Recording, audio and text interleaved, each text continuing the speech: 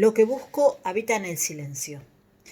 Hace muchos años viajé a Paraguay para cubrir una cumbre del Mercosur.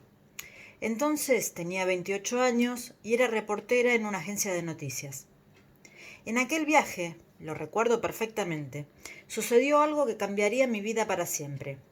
Fue como una epifanía que en última instancia me convertiría en una periodista con una mirada completamente diferente sobre la realidad.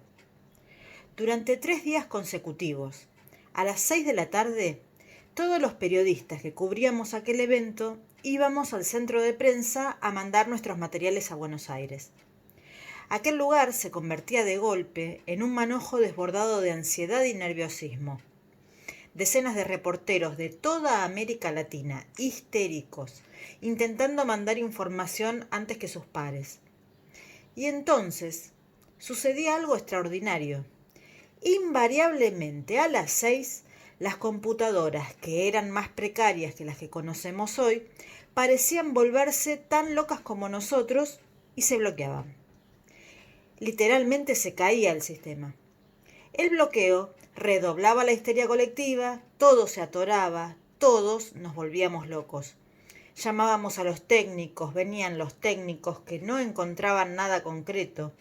Sobrevenían 1 o 2 horas de incertidumbre.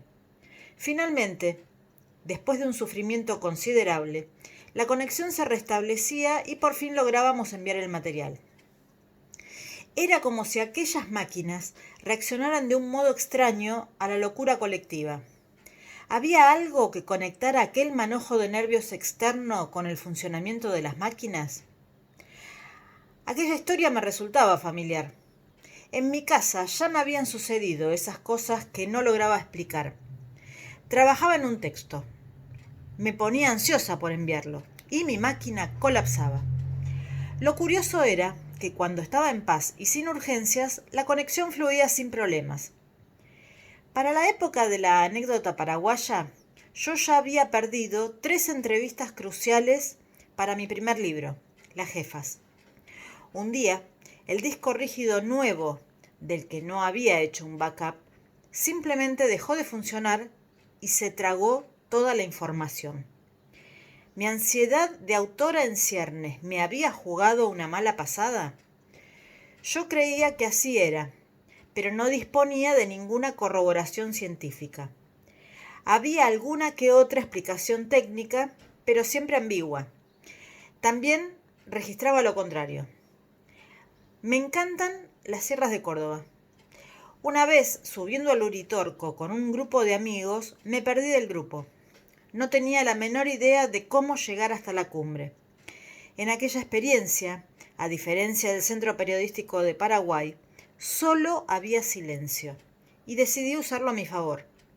Opté por no entrar en pánico y, en cambio, adentrarme en esa sierra, en ese silencio. El camino tenía muchísimas bifurcaciones. Subía y subía sin pausa. Y en un determinado descanso en el camino había 3 senderos. Yo jamás había estado en aquel territorio antes. Carecía de mapas.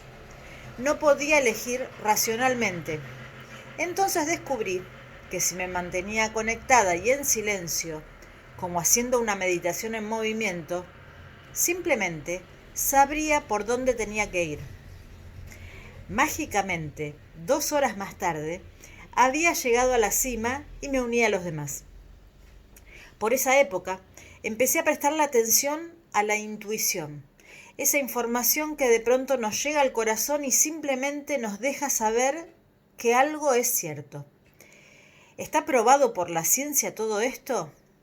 Es la pregunta de los escépticos. La primera prueba nos la ofrece la realidad, lo que sucede después de la corazonada.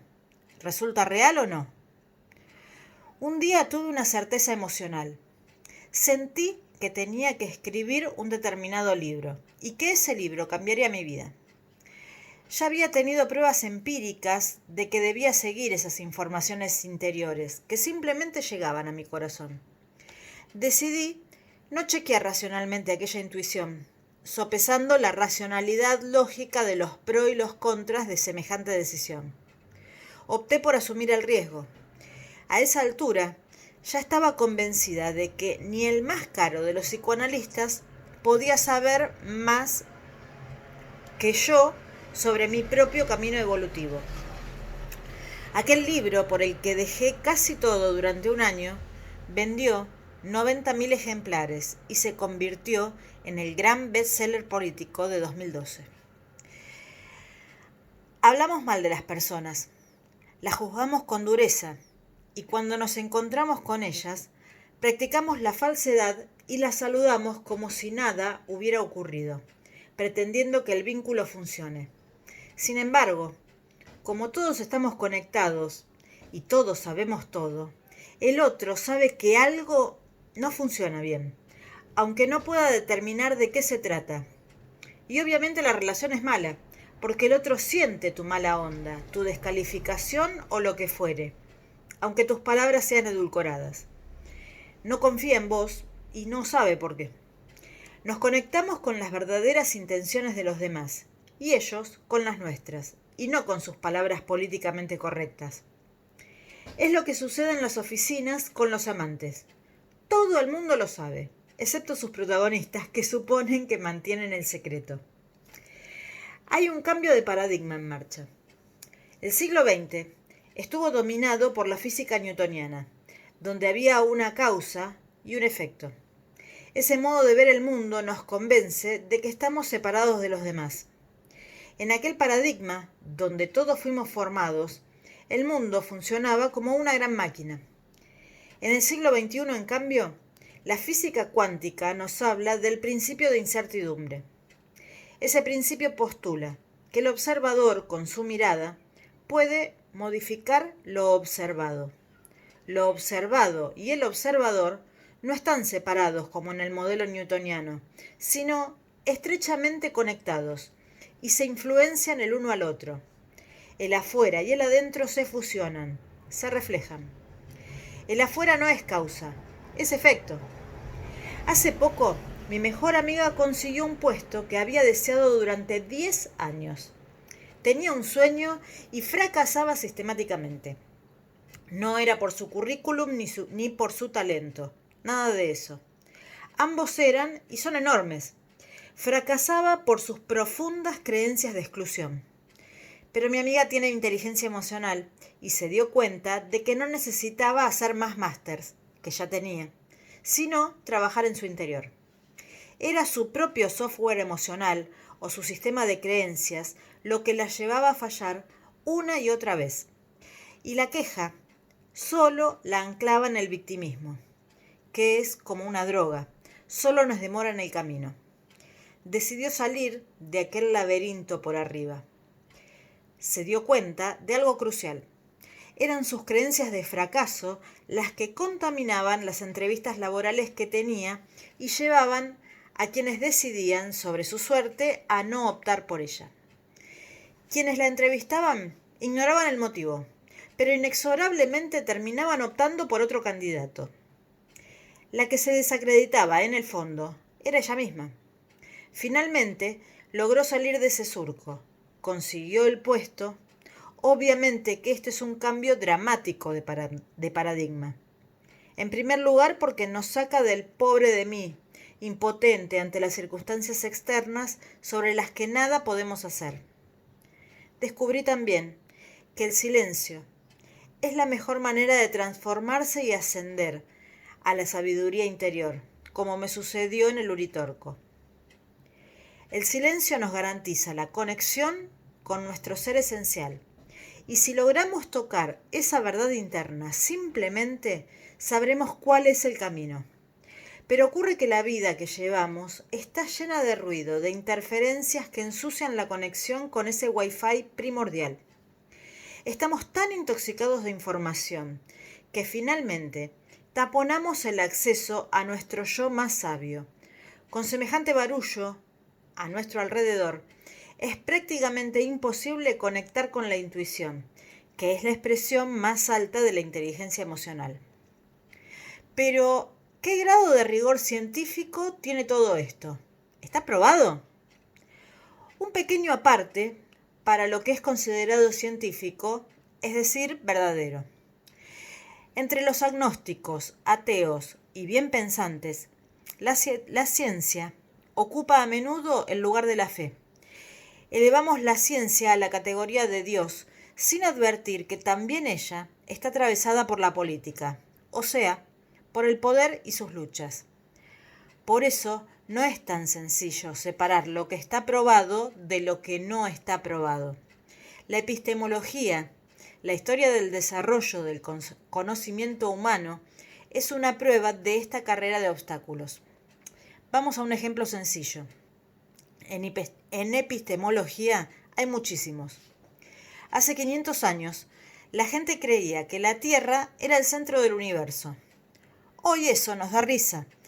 Pero para cuando Copérnico en el siglo XVI presentó el modelo heliocéntrico, considerado una de las teorías más importantes en la historia de la ciencia, ese paradigma no solo fue desacreditado por los científicos de su época, sino que sus libros fueron prohibidos.